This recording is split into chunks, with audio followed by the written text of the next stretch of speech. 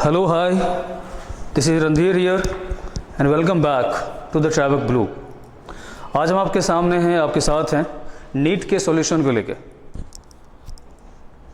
तो NEET UG code is S6। इससे पहले बायो का सॉल्यूशन सर ने किया होगा, विष्णुकांत सर हैं, आर.के. सिंह सर हैं। अभी आपके साथ कुछ क्वेश्चंस जो बचे हैं उसका सॉल्यूशन मैं कर रहा हूँ आपके साथ बैठ के। तो तैयार हैं आप? चलिए स्टार्ट करें now. Question number 121, code S6। Question है, which of the following never occurs during mitotic cell division? तो ध्यान देंगे आप, ये जो वर्ड आता है नेवर, इस बार जो नीट का पेपर देखेंगे आप तो इस तरह के क्वेश्चंस बहुत हैं जो आपको इनकरेक्ट ऑप्शन सेलेक्ट करना है। Never happens. तो जब आप माइटोसिस की बात करते हैं कहीं पे, माइटोसिस आप जानते हैं सेल डिवीजन है, ऑब्वियसली डिवीजन तो सेल का है, डन। तो फाइनली सेल डिवीजन है तो सेल डिवाइड तो करेंगे सेल को, बट फाइनली डिवीजन होता है न्यूक्लियस का, और न्यूक्लियस का डिवीजन होने का मतलब क्रोमोसोम का डिवीजन होना है। तो ऑप्शंस आपके साथ है now. Pairing of homologous chromosomes, coiling and condensation of the chromatids, spindle fibers attached to kinetochore of chromosomes and movement of centrioles towards opposite poles। Question ये नहीं है कि क्या होता है, क्वेश्चन है कि क्या नहीं होना है। जब डिवीजन होता है तो आपको पता है ऑब्वियस है सेंट्रियोल्स आएंगे अपोजिट पोल्स पे, क्रोमोसोम्स को विड्रॉ करेगा अपनी तरफ ये सारा। तो इस ड्यूरिंग दिस प्रोसेस ये क्रोमोसोम डिसइंटीग्रेट हो जाएगा पूरी तरह से। बट होना क्या नहीं है, तो ऑब्वियस है क्रोमोसोम के homologous, pairing of homologous chromosome नहीं होने वाला कभी भी। पेयरिंग होगा तो कंबाइन हो रहा है, आपको सेल डिवीजन करना है तो क्रोमोसोम्स को तोड़ना होगा। तो अदर जितने ऑप्शंस हमारे, तो answer 1 is the correct answer. तो पेयरिंग ऑफ होमोलोगस क्रोमोसोम कभी नहीं होता है जब माइटोसिस होता है। आई थिंक क्लियर है now. Now question number is 131। 131 question है, the appearance of recombination nodules on homologous chromosome during meiosis characterises. Appearance of recombination nodules on homologous chromosomes during meiosis characterizes। तो answer होगा site at which crossing over takes place. आप समझे जरा इस चीज को, terms क्या हमारा सारा। होमोलोगस क्रोमोसोम अब कहते किसे हैं, चूंकि कहानी यहीं से आ जाएगी। होमोलोगस क्रोमोसोम्स, अगर मान लीजिए कोई क्रोमोसोम हमारे पास है तो क्रोमोसोम्स के आर्म्स को कहते हैं क्रोमैटिड्स। तो मॉर्फोलॉजिकली अगर सिमिलर है उसे कहेंगे होमोलोगस है। आपने एवोल्यूशन में भी पढ़ा होगा, मॉर्फोलॉजिकली सिमिलर तो होमोलोगस और फंक्शनली सिमिलर तो एनालोगस। तो answer is what, the site at which crossing over occurs. Option B is terminalisation, option 3 is synaptonemal complex and 4th is a bivalent.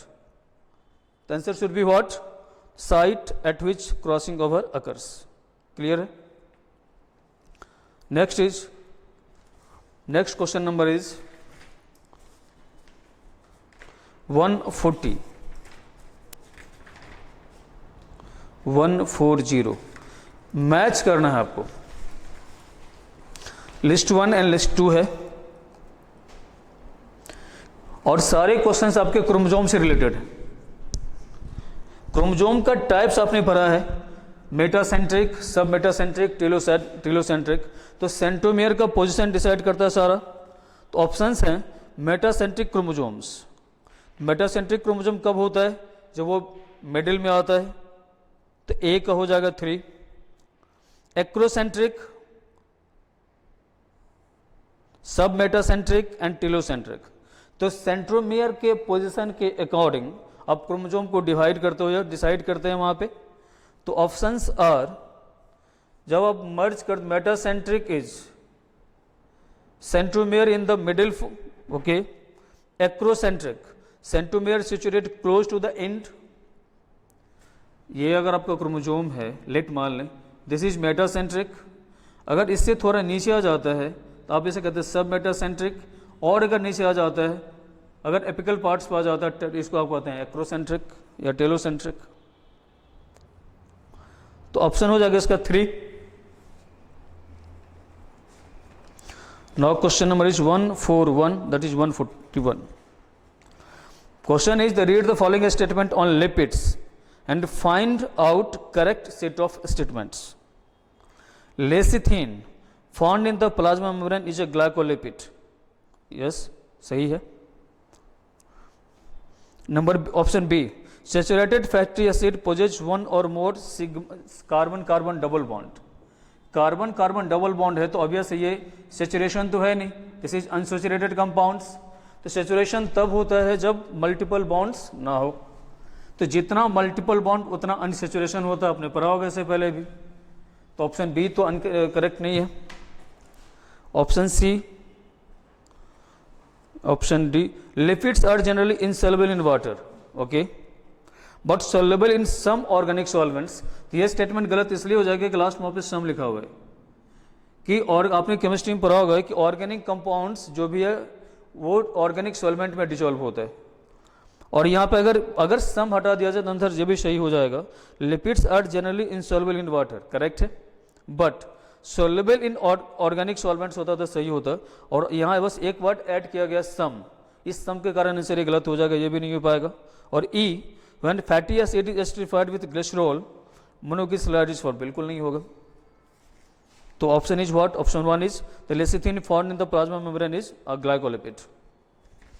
No option is one. Question number is 151 and 152. 151.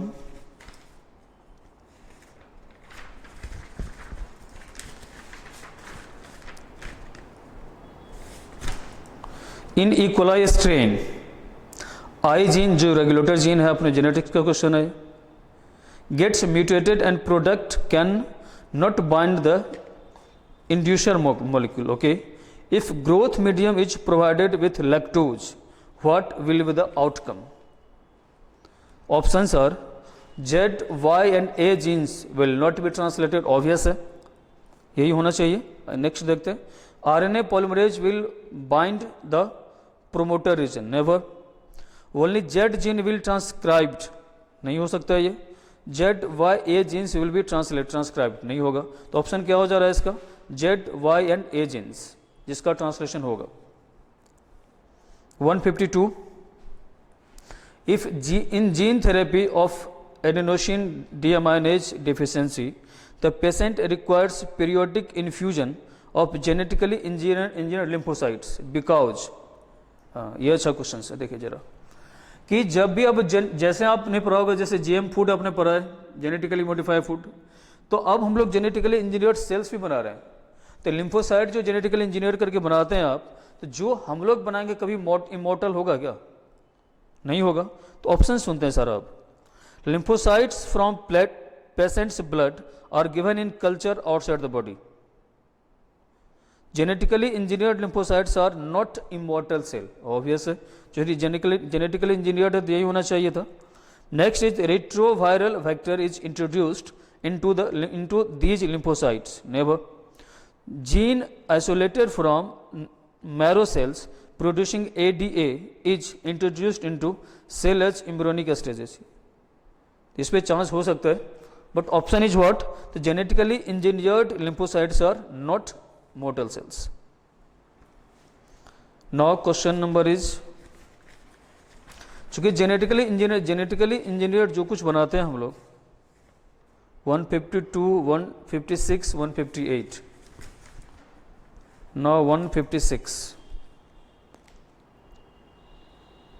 Given below two statements, mycoplasma can pass through less than 1 micron filter size. Statement 1 है. Statement 2 is mycoplasma और bacteria with cell wall, ये तो होगा नहीं. Mycoplasma ठीक है, mycoplasma और PPLO की कहानी आती है, जो स्मॉलेस्ट ऑर्गेनिज्म की कहानी कहते हैं आप, और हमेशा माइकोप्लाज्मा से तो क्वेश्चन आता ही है, ठीक. तो बट अगर ये field less than 1 micron filter size तो सही है, बट माइक्रोप्लाज्मा में कभी सेल वॉल तो होगा नहीं, क्योंकि उससे भी काफ़ी छोटा है. और सेल वॉल की कहानी तो बहुत बाद में है, जब बैक्टीरिया आ गया उसके बाद सेल वॉल आ रहा है सारे के सारे. क्योंकि जब आपने पढ़ा होगा, यहाँ मान लीजिए कोई एनिमल सेल है, तो एनिमल सेल का आउटरमोस्ट कवरिंग है सेल मेम्ब्रेन. प्लांट में एक और आता है सेल वॉल, और अगर प्रोकैरियोट्स में जाते हैं तो एक और प्रोटेक्शन चाहिए, वो क्या आता है हमारा ग्लाइकोकैलिक्स का लेयर. बट माइकोप्लाज्मा जिसको आप स्मॉलेस्ट ऑर्गेनिज्म कहते हैं, उसमें तो कोई सेल वॉल होगा नहीं, तो आंसर यही होगा। Statement 1 is correct but statement 2 is incorrect. Done. तो option is what 1। 156 then just a minute 158 and 160 158 in situ conservation refers to. तो ये क्वेश्चन इस बार इस तरह के दो क्वेश्चन है, एक एक्स situ और एक होता है एक इन situ। पहले ऑप्शंस देखते हैं sir. In situ conservation refers to conserve only endangered species, नहीं। कंजर्व ओनली एक्सटिंक्ट स्पीसीज, ये भी नहीं हो रहा है। Protect and conserve the whole ecosystem, maybe. Conserve only high risk species, no. क्योंकि इन situ प्रिजर्वेशन का मतलब होता है जो हम लोग अपने अकॉर्डिंग कर रहे हैं सारा आर्टिफिशियल सिस्टम में जो आएगा। तो जो भी इंडेंजर आपने पढ़ा होगा ICBN की कहानी जैसे, तो जितना भी स्पीसीज जो इंडेंजर्ड स्पीसीज है, endangered,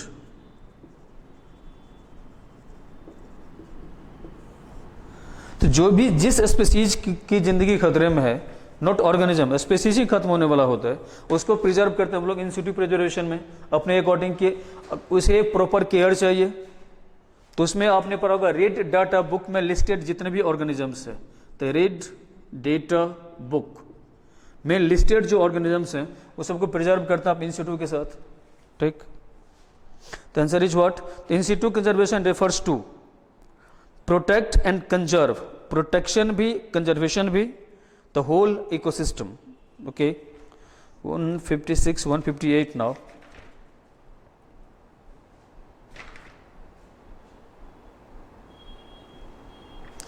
Now this is 160.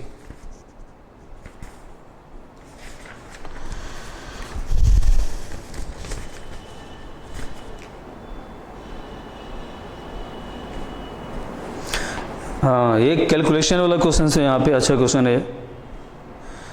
Drosophila a lab population of 80 died during a week if death rate in population is individuals per Drosophila per week.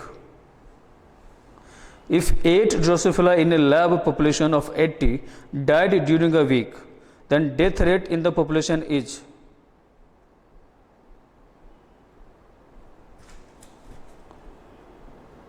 options is 1.0, 0, 0.1 and 10। क्या होगा आंसर इसका? 8 80 में die होता है और 1 week में होता है, तो निकाल सकते हैं यहां से। Next is 161 163। Question is given below are 2 statements. Statement 1, restriction endonuclease recognises a specific sequence to cut DNA, okay, known as palindromic sequence। हाँ सही है। Restriction statement 2 is restriction endonuclease cut the DNA strand a little away from the center of the palindromic sites। सही है, क्योंकि आपने जब restriction एंडोन्यूक्लियेज की कहानी, रिस्ट्रिक्शन एंडोन्यूक्लियेज ये एंजाइम है जो DNA को कट करता है स्पेसिफिक साइट से। तो अब उस जो स्पेसिफिक साइट जहाँ पे ये एंजाइम, अब कैसे फाइंड आउट करेगा किसे कहाँ से काटना है, तो उसी सीक्वेंस को कहते हैं क्या, पैलिंड्रोमिक साइट्स। तो पैलिंड्रोमिक साइट्स के पैलिंड्रोमिक साइट्स, तो स्टेटमेंट 1 है हमारा, रिस्ट्रिक्शन एंडोन्यूक्लियेज रिकॉग्नाइज करेगा स्पेसिफिक सीक्वेंस ऑफ DNA को, जिसको पैलिंड्रोमिक सीक्वेंस कहते हैं। Done, statement 1 is correct. Statement 2 is restriction nucleus cut the strand a little away from the center of palindromic sequence। बिल्कुल सही है दोनों। तो स्टेटमेंट 1 भी सही है और स्टेटमेंट 2 भी सही है, तो आंसर हो जाएगा इसका both statement 1 and statement 2 are correct. Now question number 163 and 167।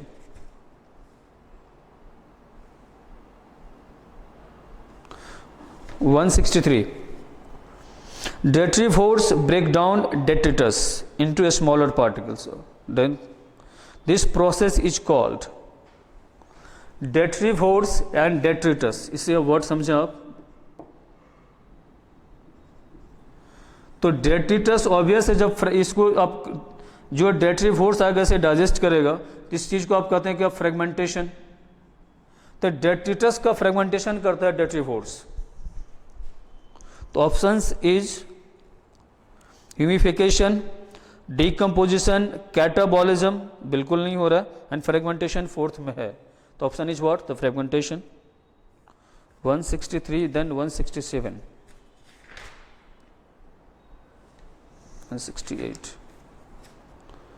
167 is the natural selection where more individuals acquire specific characters value other than the mean characters leads to. Question में ही answer आ रहा है पूरी तरह से. सुनिए question again. Natural selection where more individuals acquire specific characters value other than the mean characters leads to the. अगर किसी particular character की तरफ मैक्सिमम जा रहा है तो वो डायरेक्शनल है कि इनडायरेक्शनल है? नॉन डायरेक्शनल है, तो ऑब्वियसली डायरेक्शनल हो जाएगा. तो ऑप्शन देखते हैं. Disruptive change, random change, random तो बिल्कुल नहीं है चूंकि स्पेसिफिक कैरेक्टर से आ रहा है. स्टेबलाइजिंग चेंज, ऑब्वियस स्टेबलाइज नहीं हो रहा है. नेचुरल सिलेक्शन में स्टेबलाइजेशन तो होगा नहीं. डायरेक्शनल चेंज फोर्थ ऑप्शन है, ऑब्वियस आंसर यही हो जाएगा. तो natural selection where more individuals acquire specific characters other than mean character where leads to the directional changes. 168. If the length of DNA molecule is 1.1 meter, what will be the approximate number of base pairs? ये तो बहुत बार आपने किया class में questions. तो DNA का बस hint कर देते हैं, आप सॉल्व कर लेंगे आराम से. जो आप डीएनए बनाते हैं, डीएनए का क्वालिंग इलेक्ट्रोनिमिक होता है. इक्वालिंग है हमारा. प्रॉपर्ली देख लो. एक कंप्लीट क्वालिंग यहां से यहां तक. इसमें टोटल बेस पेयर्स कितने होते हैं? 10 BP, और इसका डिस्टेंस होता है 34 एंगस्ट्रम. तो 34 एंगस्ट्रम में 10 BP है. कहां से सॉल्व हो जाएगा आपको कि दिया है कि 1.1 मीटर डीएनए है, उसमें नंबर ऑफ बेस पेयर्स निकालने हैं आपको. तो मल्टीप्लाई करके निकालेंगे. तो ऑप्शंस है 3.3 into 10⁻6, 6.6 into 10⁻6, 3.3 into 10⁻9 and 6.6 into 10⁻9 BP. BP is the base pair. तो हो जाएगा 3.3 इंटू 10⁻9 बेस पेयर्स. कैलकुलेट कर लेंगे यहाँ आराम से. चलिए 68, 170, 171. 170 is the which of the following statement with respect to endoplasmic reticulum is incorrect? Option A is in prokaryote only RER present. SER the site of lipid synthesis, obvious. RER has ribosome attached to ER. SER is devoid of ribosome. Question है incorrect कौन सा है, not की correct. तो SER आप जब cell पढ़ते हैं, आप सेल के स्ट्रक्चर में आते हैं, न्यूक्लियस है आपके यहाँ से. तो न्यूक्लियस यहाँ से ये आपका एंडोप्लाज्मिक रेटिकुलम सारा. तो जो एंडोप्लाज्मिक रेटिकुलम न्यूक्लियस के करीब होता है वो रफ है, जो दूर है उसे आप स्मूथ कहते हैं. Smooth endoplasmic reticulum lipid synthesis के लिए है, और रफ होता है हमारा प्रोटीन सिंथेसिस के लिए. तो ऑप्शंस के अकॉर्डिंग ना अगर आप आंसर करते हैं तो इनकरेक्ट आपको फाइंड आउट करना है. SER is devoid of ribosome, सही है. RER has ribosome attached to ER, बिल्कुल सही है. SER has the site of lipid synthesis, obvious ये भी सही आ रहा है. एक ही गलत आ रहा है कि in prokaryote only RER is present. तो option 1 is correct answer. Prokaryote में RER ही प्रेजेंट होता है, जबकि अगर सिर्फ RER हो तो प्रोटीन सिंथेसिस होगा नहीं. That's why this option is incorrect. Option is A. 171 का 1 हो जाएगा. 180.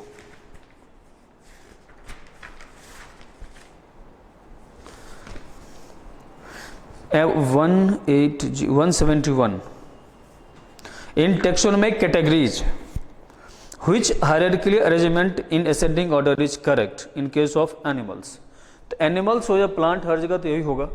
तो हायरार्की की अगर बात करें तो हायरार्की आपने पढ़ा होगा, बस ये क्वेश्चन हमेशा रहता है यहाँ से। तो kingdom, phylum, class, order, family, family के बाद एक था ट्राइब, ये भी नीट का रिपीटेड क्वेश्चन था। फिर है जीनस और लास्ट में स्पीशीज। इसके अकॉर्डिंग अरेंज करके देख लेंगे सारा क्या आ रहा है।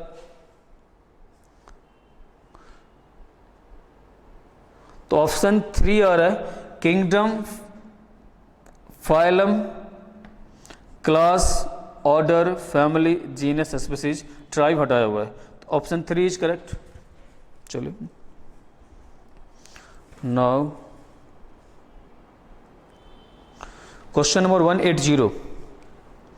Breeding crops with higher levels of vitamins and minerals और higher proteins and healthier fats is called. ये तो आजकल का डिमांड है हर कुछ। हम लोग जो कुछ खाते हैं सारा का सारा आ रहा है हाइब्रिड वैरायटी। तो हाइब्रिडाइजेशन में करते क्या कि अपनी काम की चीज़ों को ज़्यादा इंट्रोड्यूस कर लेते हैं सारा। तो जो कुछ हम लोग खाते हैं तो ऑब्वियस से चाहते हैं कि जो भी वैरायटी हमारे पास आए, विटामिन ज़्यादा हो, मिनरल्स ज़्यादा हो, प्रोटीन ज़्यादा हो। And this process is called the biofortification. तो ऑप्शन इज व्हाट? बायोफोर्टिफिकेशन। एक नंबर में ही 1 में ही है। एक्यूमुलेशन तो होगा नहीं। बायोमैग्निफिकेशन पढ़ते हैं आप डीडीटी के लिए, जो नॉन बायोडिग्रेडेबल सब्सटेंस का होता है। तो ऑप्शन 1 इज करेक्ट, तो बायोफोर्टिफिकेशन।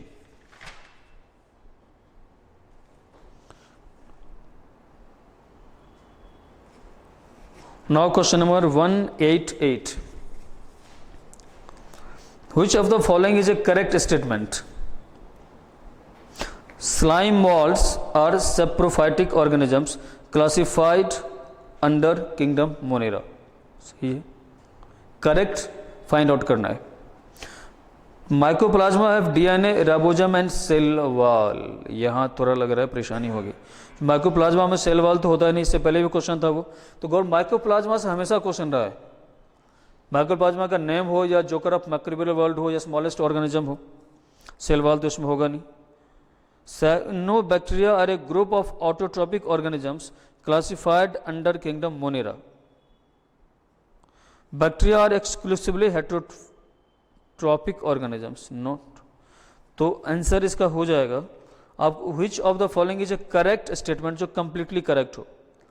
स्लाइम माउंट मोनेरा नहीं है, गलत है। Mycoplasma DNA, ribosome, cell wall, ये भी गलत आ रहा है। साइनोबैक्टीरिया ऑटोट्रॉपिक है, बिल्कुल, चूंकि साइनोबैक्टीरिया आप किसे कहते हैं?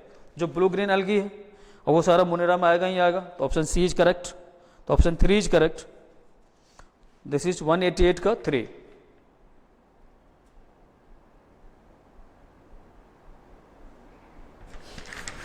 Now question number is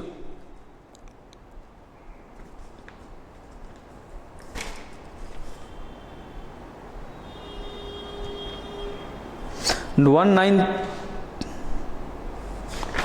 question में कितना है? 93 191। Which of the 191 हाँ given below are the two statement?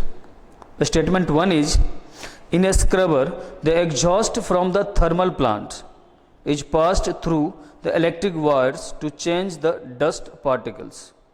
And statement 2 particulate matter जिसका PM 2.5 है cannot be removed by a scrubber but can be removed by an electrostatic precipitator।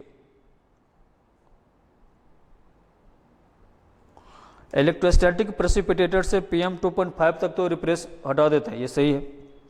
But option 1 देखें आप, in a scrubber the exhaust from the thermal plant is passed through electric wires.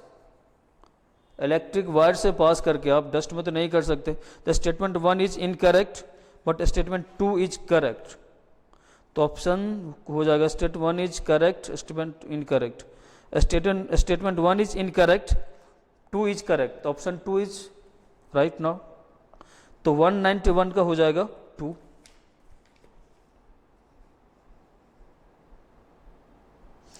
Question 196, 10 E. coli with N15 dsDNA, ये एनसीईआरटी का question है पूरा, N15 double standard DNA, ये coli का, are incubated in medium containing N14. After 60 minutes, how many E. coli cells have DNA totally free from N15? Totally free from N15, मतलब उसके पास सिर्फ क्या है आपके पास, नौ, N14 रहे। तो एनसीईआरटी का एक्सपेरिमेंट ही है ये, और 60 मिनट्स N15, ऑप्शंस है 60 सेल्स, 80 सेल्स, 20 सेल्स, 40 सेल्स। तो जब आपने ये पढ़ा होगा एक्सपेरिमेंट N14 N15 का बिल्कुल यही कॉपीड है, तो टोटल 60 मिनट में कितने आ जाएंगे हमारे पास, 60 सेल्स को बताया गया क्लास में ही, और ये सब क्वेश्चन क्लास में ही किया गया है। 96 now 198, which of the following statement is not true? Not true.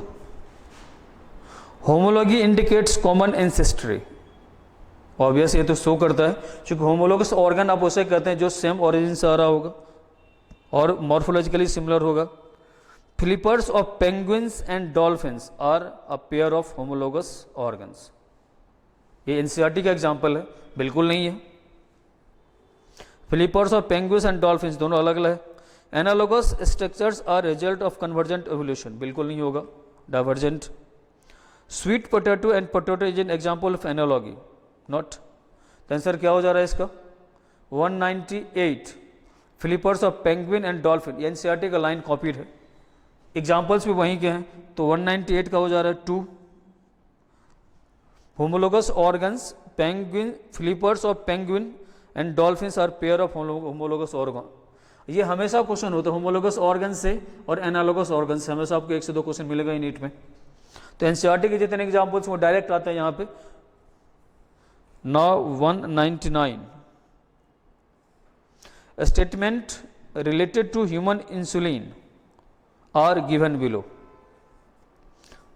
Which statement is और are about genetically engineered insulin? Pro hormone insulin contain extra stretch of C peptide. Now, option B, a peptide and B peptide chain of insulin were produced separately in E. coli, obvious इसी का इस्तेमाल करते हैं E. coli का बनाने में, extracted and combined by creating disulfide bond between them, ये NCERT में डायग्राम भी दिया हुआ है, जब एक चेन बना ये दूसरा चेन, दोनों के बीच बॉन्ड बनाते हैं यहाँ से पेप्टाइड बॉन्ड्स बनाने के साथ। Peptide, A peptide and B peptide chain of insulin were separately in E. coli. Sorry, A peptide and B peptide chains of insulin were produced separately in E. coli. होता है, बाद में दोनों को combine करते हैं by creating डाइसल्फाइड बॉन्ड, जिसको जैसे सल्फर ब्रिज होगा, और आप ये एनसीईआरटी में डायग्राम भी मेंशन किया हुआ है डाइसल्फाइड बॉन्ड्स के द्वारा। तो 191 का आंसर हो जाएगा B. 200, the last question is, if a color blind female marries a man whose mother was also color blind, तो अब अगर मदर कलर ब्लाइंड है, मदर अगर कलर ब्लाइंड है और ये फीमेल है, तो ऑब्वियसली कैरियर होगी।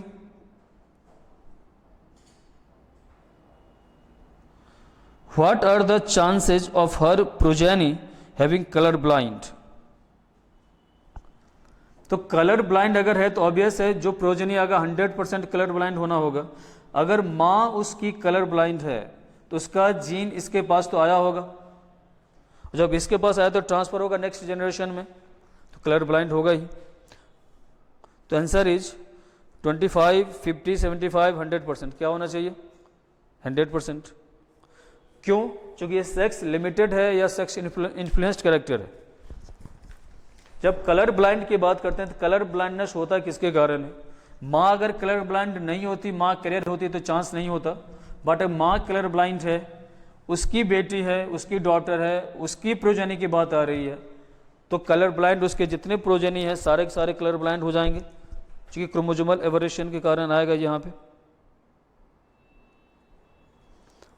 तो 200 का आंसर क्या हो जाएगा हमारा? 100% ऑप्शन इज 2। इतने ही क्वेश्चंस थे आपके जो रिमेनिंग बचे हुए थे, बट आपके साथ कुछ शेयर करना चाहते हैं अभी। इस बार जो आपने क्वेश्चन देखा होगा थोड़ा सा पैटर्न चेंज है, क्वेश्चंस नॉट नेवर मैच की तरफ थोड़ा ज़्यादा शिफ्ट हो रहा है, ट्रेंड थोड़ा चेंज हुआ है क्वेश्चंस का। थोड़ा आप कह सकते हैं question medium easy medium hard क्या होगा, तो ये पूरी तरह हार्ड तो नहीं है, बट ये मीडियम रेंज का क्वेश्चन जरूर बन गया है। तो नेक्स्ट वीडियो में कंप्लीट एक एनालिसिस आप लेके आएंगे आपके लिए कि किस चैप्टर का कितना वेटेज रहा है, कितने क्वेश्चंस कहाँ से हैं और क्वेश्चंस का फॉर्मेट किस तरफ एनटीए लेके जा रहा है।